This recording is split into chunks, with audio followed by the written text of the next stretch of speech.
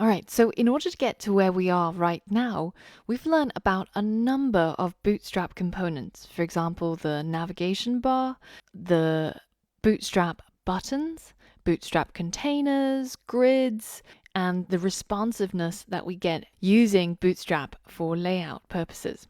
Now, before we carry on, I want to add some more CSS code, so normal boggled standard CSS, so that we can customize all of our Bootstrap components and make our title page look a little bit more like our design on Balsamiq. So let's get started. Now, the first thing that you may or may not have noticed, there are some different fonts going on here.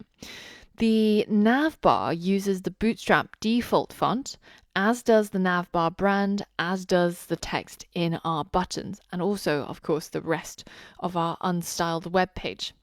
Now, instead of going into the button and going into the navbar and adding CSS to each of them, changing the font, I want you to think if you can figure out a way of changing all of the text to the Montserrat font that we got from Google Fonts. So pause the video and see if you can complete this mini challenge. All right, so this shouldn't be too hard because we've done it before. Now, what is the one thing that encompasses all of our content for our website? Well, it's the body element, because all the content is embedded inside it. And we can simply define a global font for the body in order to apply it to all the text on screen. So I'm going to target the body element, and I'm going to change the font family to Montserrat, and I'm going to close it off with a semicolon. So let's hit save and let's go back and refresh. You can see that all the text now has changed to our chosen font, which makes it look a little bit more unified and gets us closer to our final design. So the next thing that I want to change is I want this title text to have a white color so that it matches with the color palette that we've got going on here, which is this kind of red and white kind of scheme for our imaginary tin dog product. So one way of doing this is going into the H1 that we've already selected here and adding a color property and setting it to white. Now, the other way of doing this is adding it to the title section, which, if you remember, the H1 is residing inside. So this line is inside our title section. And by changing the color of all text in the title section, if later on I decide to add a subtitle or, a little bit of explainer text or whatever it may be, it will still keep to our current color scheme. So it's a little bit more encompassing. And that's what I'm going to do here. I'm going to add our color property and I'm going to set it to white. So as a shorthand, remember that the color hex codes for $FFF is always going to be white and $000 is always going to be black. And you can see our pigments add-on showing you that. So I want white. Let's hit save and let's refresh. You can see we've now got our white big title, which looks brilliant. Now, don't worry if you added your color to the H1. It's perfectly valid, and we can always refactor our code later on if we see we're duplicating any part or, if we want to make our code more succinct. So that's completely acceptable, and it's not wrong at all. So now that we've styled the text on our page, the next thing I want to look at is this nav bar, because you can see that the text is a little bit too small and this brand should really be a little bit more prominent. And also I want to make it look a little bit more like the Tinder logo, because we are making a copycat product here after all.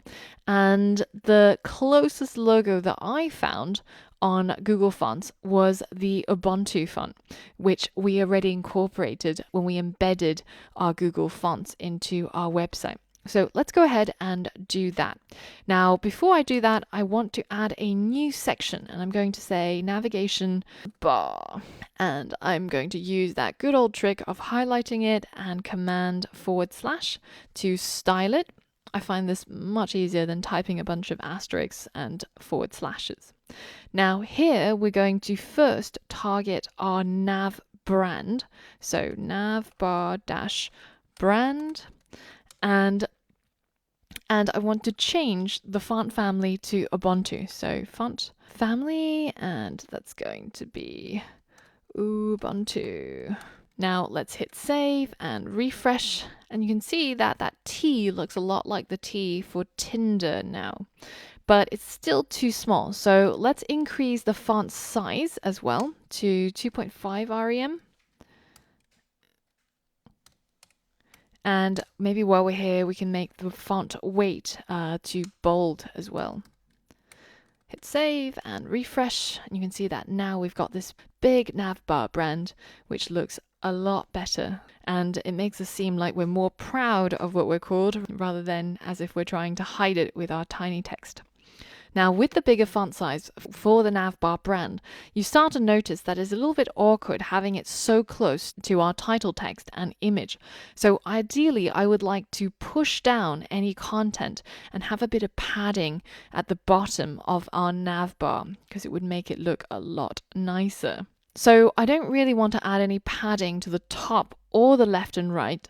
So can you think of a way in which we can set the bottom padding to 4.5 rem without touching the padding on any other side of the navbar? So again, mini challenge. Pause the video if you want to complete it. All right, so I'm going to put this just above our navbar brand because it's more broad, and it targets the navbar instead of any component inside the navbar. So it's a higher level div. So I tend to add my selectors in that kind of order, going from less specific to more specific as you scroll down. And also I try to keep the CSS styling roughly in the order that you see on the page. So the title section will go first, then the next section, then the next section. It just makes it a little bit easier to change and to fix later on. Now, in the navbar, we want to change the padding, and we only want to touch the padding bottom, and we want to set it to 2.5, and we want to set it to 4.5 rem. Hit save and refresh, and now we've got a little bit more space in between that navbar and the title text and images, and it makes the whole website look a lot less bunched up and a lot more designed, if you will. Now, the next thing we should address in the navbar are these nav items. They need a bit more space between each other. So I'm again going to add some padding. I will keep this as a fixed size just because we've got that responsiveness. So I don't really need it as a percentage or as a rem. So I'm going to put in probably 18 pixels of padding left and right of each of these nav items. So we're going to go below the navbar brand, we're going to target the nav item, and we're going to say padding 0 top and bottom, and then about 18 pixels left and right. Hit save, refresh, bit more spaced out, looks a lot nicer. We won't accidentally press on the wrong button, but they still need to be a little bit larger. So I'm going to dig even deeper inside the nav item. I'm going to target the actual nav link to style it. So we're going to target the nav link. So in this case, I'm going to change the font size, the font family, as well as the color, so that we get a little bit more like this. So a little bit larger. And I'm also going to change the font weight to the Montserrat Light font, so it's not so prominent on the page. So let's go ahead and do that. Let's change the nav link's font size. Can change it to maybe about 1.2 rem. You can see it's just a little bit bigger, but it's a little bit too heavy in terms of weight at the moment. So let's change the font family to Montserrat Light, and this will thin those letters down and make it less prominent and blend in a bit better. Now let's take a look at how our navbar looks by activating pesticide, and you can see that this is the entire section, this blue section, And you can see that we've still got a bit of padding, it seems, left over from the top, the left and the right of our navbar, which is why that text is not aligning on the left with our title text here. So that is just a little bit off, and I suspect the reason is, if we inspect on this, is that the nav bar actually has some padding in addition to the padding bottom that we added. So let's try and get rid of this padding, which came from probably the bootstrap element. And we can do that by, instead of using padding bottom, to add padding and then add 0 to the top, 0 to the left and right, and 4.5 REM to the bottom only. So now if we refresh, you can see that our navbar brand now aligns perfectly with our title text and our buttons. And when you're designing websites or apps or whatever it may be, try to minimize on the number of lines that you can align things to, because it will usually make your designs look more together. So now I'm pretty happy with my navbar. So the next thing I'm going to deal with are these buttons. They're far too close to this title text, and they need a little bit of a margin to push it away from that text.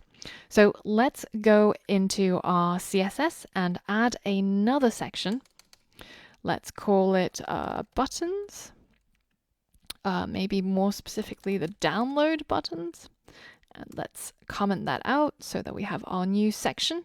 Now, in order to target the button, I have a choice of either using the Bootstrap BTN class and customize the Bootstrap style, or I can add in my custom class. Now, in this situation, if you start getting lazy and using the existing classes from Bootstrap, you often find yourself in a situation later on when you want to use this button, but you don't want it to have the same amount of margin as you do in the title section.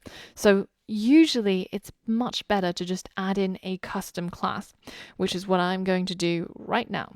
So I'm going to call this our download button, and I'm going to apply that class to our Google Play button as well. So let's hit save, and now we can target it over here.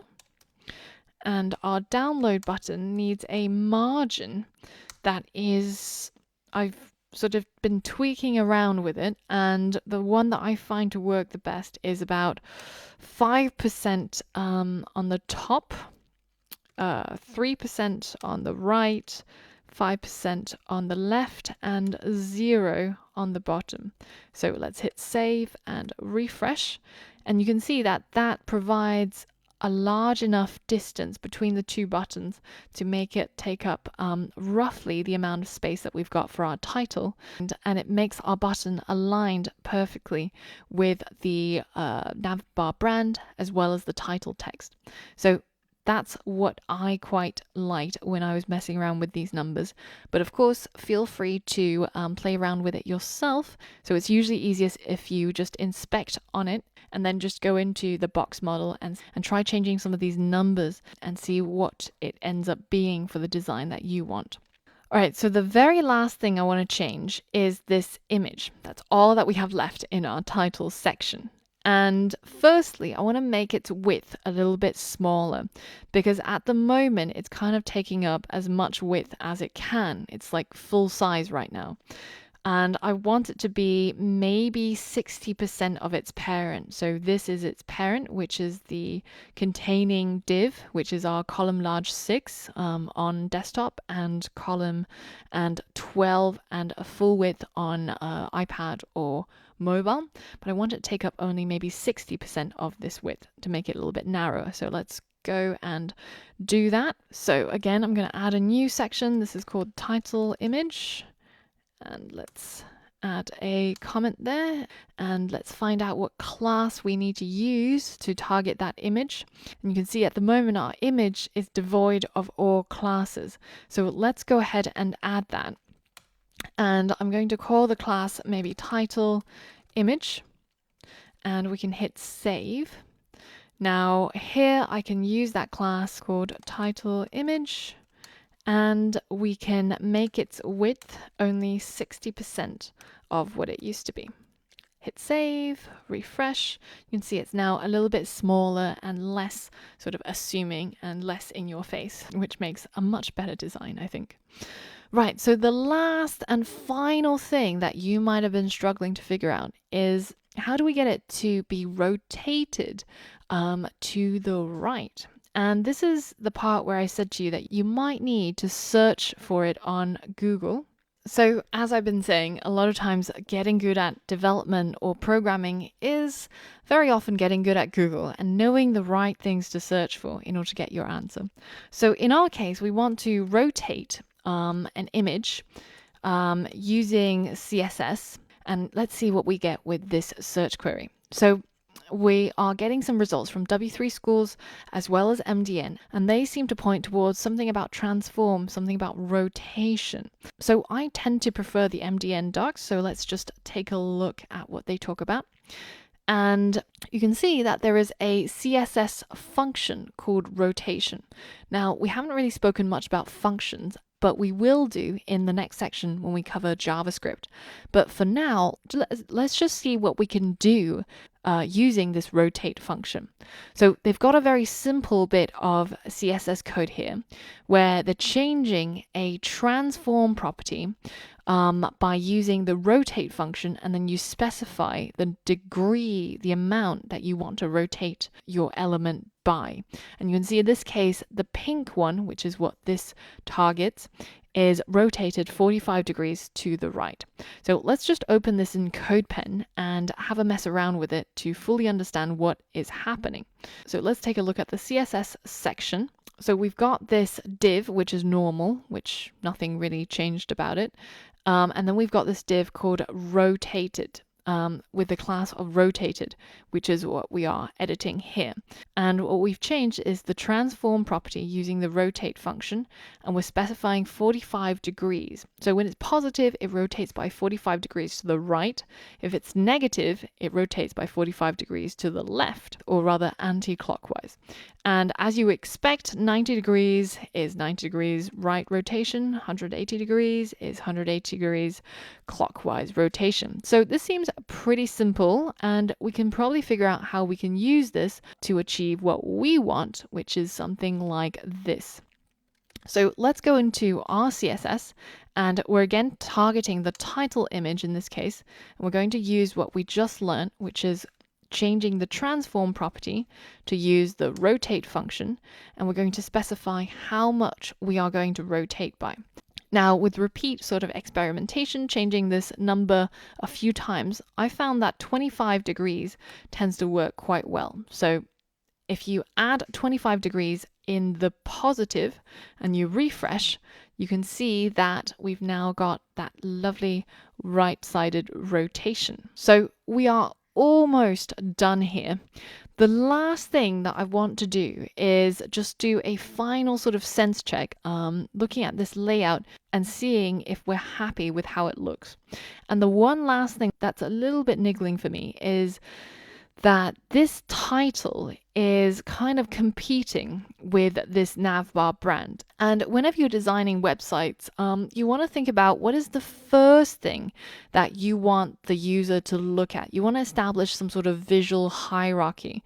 And you can do that using size, or you can do that using weight. So font weight, or you can do that using highlighting or outlining, a whole bunch of things basically. And in this case, even though this one has a much higher font weight than the navbar brand, it's kind of competing with it because it's about the same size. So let's just increase the title text size just by a smidge, and I'll show you the difference. So let's go ahead and change that font size from 3 rem to maybe say 3.5 rem. And let me show you what happens when I refresh. You can see now on this website, it's pretty obvious that the biggest, boldest thing is this heading here. And it's pretty much guaranteed that if you get a user to load up this website, the first thing that their eyes will be drawn to is this biggest, boldest title. And that's exactly what we want. We want them to immediately know what our product is about. And then the second most important thing should be maybe the download button, which are highlighted and outlined for them to start taking action. And then maybe the third most important thing is for them to know what our company is and what other things they can explore over here. So now that we've more or less finished styling our title section of our page, in the next lesson, we're going to move further down and continue with the other sections. So for all of that and more, I'll see you on the next lesson.